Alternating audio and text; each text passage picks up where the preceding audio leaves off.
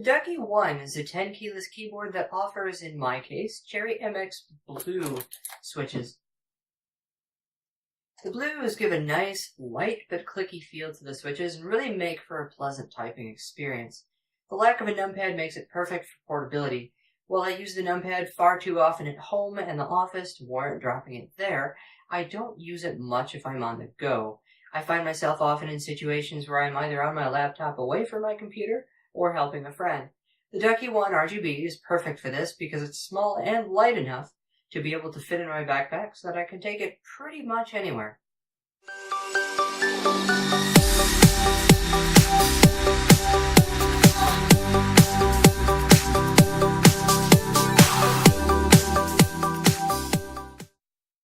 The Ducky One retails for $140, comes in a fancy looking box, and is well packaged.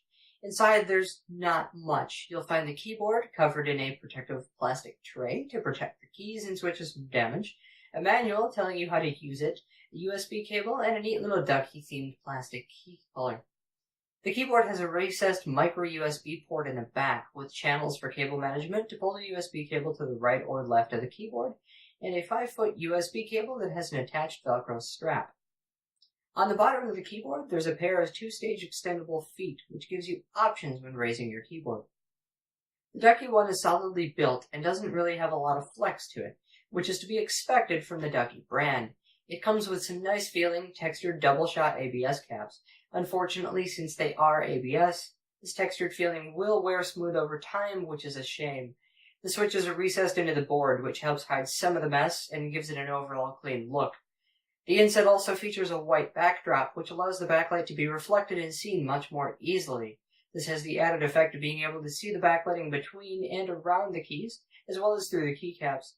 Unfortunately, the one gripe I have with these caps is that a lot of them have small spots on the inside that are filled by the outer half of the cap. This means that there are spots that the backlighting can't shine through, and it's fairly noticeable on the board. The Ducky One traditionally comes with Cherry MX switches with either no backlight, white, or blue lighting. The RGB version comes with, well, RGB backlit switches. It also comes with a manual, which you wouldn't need because it's a keyboard, right? Well, the reason it comes with one is that under the hood, the Ducky One packs 6 fully customizable macro key layers and full controls for RGB lighting, including 2 customizable zones.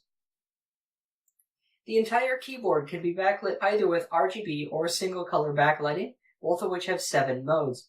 By pressing Function and F9 for single color or F10 for RGB, you can toggle between full backlight, breathing mode, wave mode, snake marquee mode, reactive mode, ripple mode, aurora mode, or off.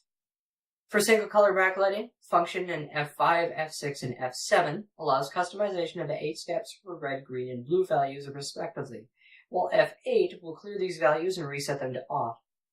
Alternatively, for an easier method of color selection, Function and the spacebar allows you to pick a color from a displayed color palette.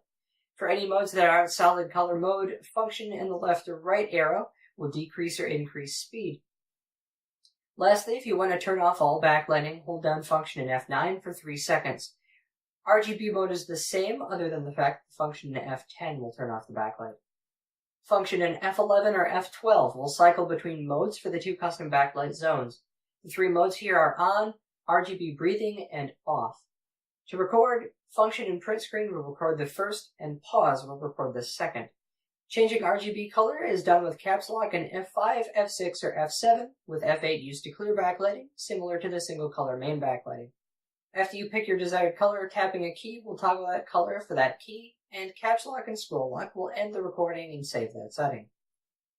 By default, the bottom row of the Ducky One places the Function key between the right Windows and Control keys, though that configuration can be changed with the first 3 dip switches on the back of the board. The 4th will toggle between N key rollover and 6 key rollover in the event that you need to disable N key rollover for compatibility reasons. The Ducky One comes with 6 layers, 5 of which are programmable. By pressing Function and a number, 1 through 6, you can toggle between these layers, after which the number will light up, and the caps lock key will flash a number of times based on the layer you selected. In the first mode, the Ducky One will function as a standard keyboard, while the other modes allow you to replace the default function of almost any of the alphanumeric keys, except the space, with a custom series of keystrokes. Overall, I've taken this board a lot of places and I haven't had any problems with it. If you need a numpad for daily work, you should probably stay away from anything less than a full-size keyboard, but for those of you that rarely use one or prefer to have a separate numpad, then you might want to give the Ducky One a try. Speaking of absolutely nothing, because I don't have a good segue for this one, NordVPN. NordVPN is the simple-to-use VPN app that lets you use your computer as though you were in one of 57 different countries around the world by connecting to your choice of over 700 servers. They have apps for Windows, Mac, iOS, and Android, and you can connect with the push of a button, instead of having to deal with all the manual configuration and other confusing crap that comes with most VPNs. Best of all, you can use offer code SECURITY1 or SECURITY2 at checkout to get a 1-year subscription for $48 or a 2-year subscription for $79. Click the link down in the description to learn more. Anyway guys, you know the drill. Like this video if you liked it, dislike it if you think it sucked. Let us know down in the comments if you think there's anything we missed here, or if you've tried the Ducky One or another Ducky keyboard. We'd really love to hear your experiences with the Ducky brand boards. Of course, making videos like this wouldn't be possible without you guys, so if you really want to support us, consider changing your Amazon bookmark to the affiliate link in the description, or consider donating it on Patreon. Alternatively, if you want to know where you can get cool shirts like this one, check out our Teespring store, also in the description. Thanks for watching guys, and as always, don't forget to subscribe to ANT Tech Tips for more videos like this one.